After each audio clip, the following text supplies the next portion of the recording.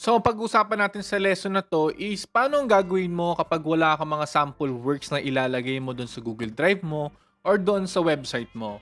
So, kung ikaw ay nagsisimula pa lang is puwede mong gawin is puwede kang makipag-collaborate sa mga small businesses muna or meron kang mga kaibigan na may negosyo na at puwede mo silang gawan ng mga works mo or yung mga services na in-offer mo at para magkaroon ka ng sarili mong test job or magkaroon ka ng sarili mong sample works.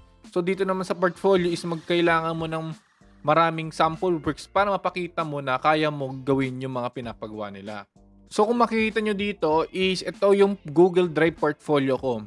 Lahat to nandito. Meron akong mga YouTube thumbnail, TikTok, video ads for brand, motion graphics, photo manipulation, website creation, graphic designing, YouTube videos at marami pang iba.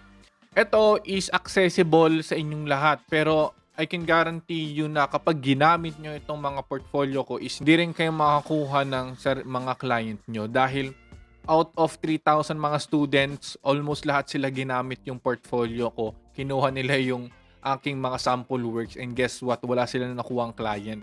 Dahil hindi naniwala si client na galing sa kanila. Dahil marami ring mga kumukuha or mga nagko-content grab ng mga portfolio ko. So I advise na this is for view lang. This is for educational only. Huwag niyong kukunin to dahil I can guarantee na makakuha kayo ng client or hindi. So, nandito lahat ng mga video ads for agency, mga YouTube videos, mga nagawa ko, at yung mga workplace ko at yung specification ko sa computer at sa Wi-Fi. Ito, pwede nyo pang kunin itong specification Wi-Fi. Huwag lang tong office space ko. Meron akong photo manipulation, meron akong pang Instagram Reels, ito yon. At marami pa akong iba dito. So, you can check this at meron akong link below. So, ngayon ang tanong, kung wala kang ganito, paano ka makakagawa? So, dahil meron akong mabuting puso at para sa mga estudyante ko dyan, is magbibigay ako ng Google Drive link rin dyan sa baba na para maka-access kayo ng mga raw, na mga video at mga picture, at rin yung i-edit din.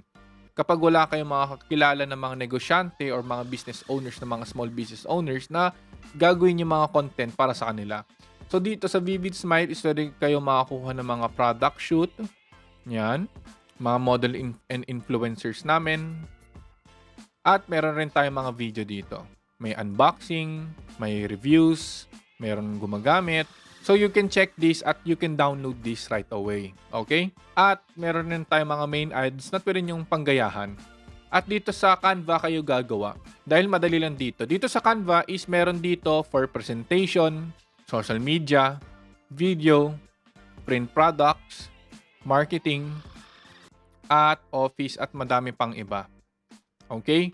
So dito sa Canva, dito kayo makagawa ng pang video nyo, ng pang portfolio nyo, or pang social media manager nyo kung kayo isang social media manager, at marami pang iba dito na pwede nyong gamitin.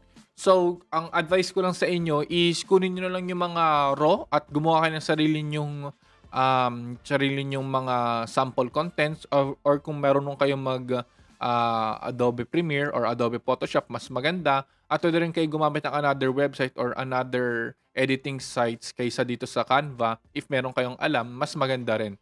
So, ganun gumawa ng sarili nyong portfolio or sample works. At meron naman ako ibang mga estudyante na ang ginagawa nila is kinukuha nila yung sample job or yung mga works ng kanilang employee or yung resume ng kanilang employee at ginagamit nila sa sarili nila. Pero hindi naman siya isa bad thing. Alam ko meron magsasabi dyan na unethical pero it's a win-win situation naman dahil si empleyado makakakuha ng work at si ikaw naman makakuha ka naman ng client. So it's a win-win situation. Yung may iba naman is ginagawa for partnership.